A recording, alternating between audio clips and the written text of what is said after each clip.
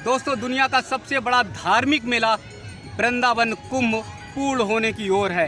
धीरे धीरे कुंभ पूरा हो रहा है और यहाँ से कुंभ जो है आस्था के सैलाब से होता हुआ फिर हरिद्वार की नगरी में पहुँचेगा और वहाँ पर हरिद्वार की नगरी में साधु संत सन्यासी और श्रद्धालु सभी आस्था की डुबकी लगाएंगे।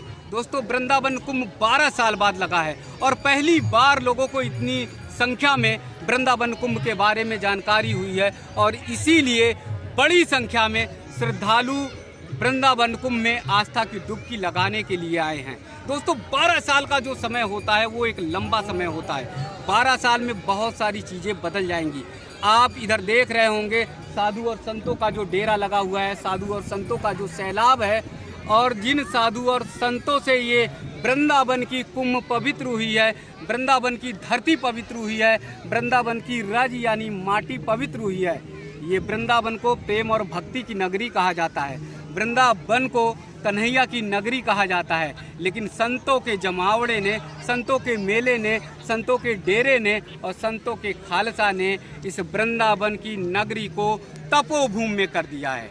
लेकिन 12 साल बाद फिर यहाँ पर जमावड़ा लगेगा और ये 12 साल का जो समय होगा, ये 12 साल का जो समय व्यतीत होगा, वो 12 साल के समय बहुत बड़ा परिवर्तन होगा, बहुत बड़ा बदलाव होगा। इन 12 सालों में बहुत कुछ बदला हुआ आप सबको दिखाई देगा।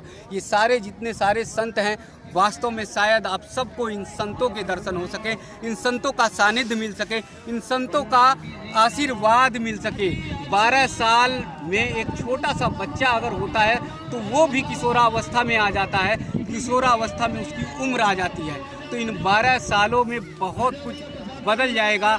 जहाँ यहाँ पर संत देश और विदेश से आए हैं, बहुत दूर दूर से आए हैं, देश के कोने कोने से आए हैं, तपोभूमि से आए हैं, पवित्र स्थल से आए हैं। इन संतों के दर्शन शायद आप सबको मिल पाएंगे, क्योंकि 12 साल बाद कैसा दृष्टि होगा, सृष्टि कैसी होगी, कैसा परिवर्तन होगा और कैसा बदलाव होगा, ये हम और आप नहीं जान सकते।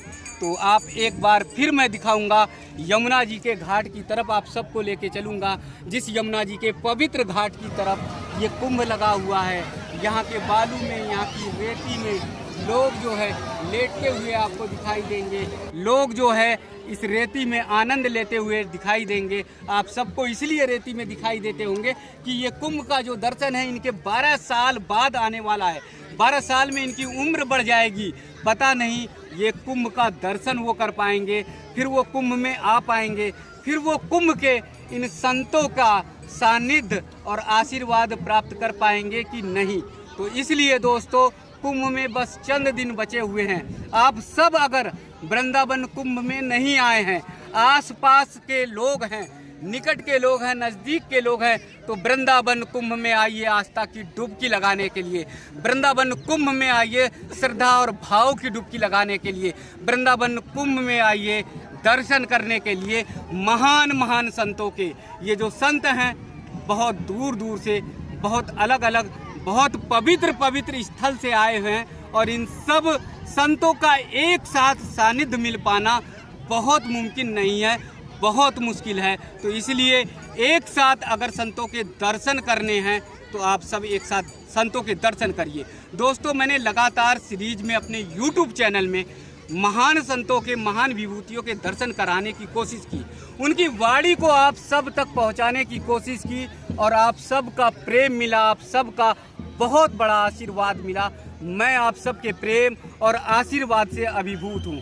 लेकिन मेरा फिर आग्रह है, मेरा फिर निवेदन है कि इस 12 साल के कुंभ, इस 12 साल के सबसे बड़े आध्यात्मिक दर्शन को अगर आप नहीं करे हैं तो एक बार फिर वृंदावन कुंभ में आइए। देखिए ना, ये माटी जो है, ये जो रज है, जो कन्हैया की रज है, इस रज का प्रेम शायद आप सबको मिल पाए, इस रज का आशीर्वाद आप सबको मिल पाए। इसी रज में कन्हैया लौटे थे, इसी रज में कन्हैया लेटे थे, इसी रज के किनारे, यमुना जी के किनारे कन्हैया ने छलांग लगा दी थी, इसी रज के किनारे कन्हैया ने ग्वाल बालों के साथ क्रीड़ा की थी।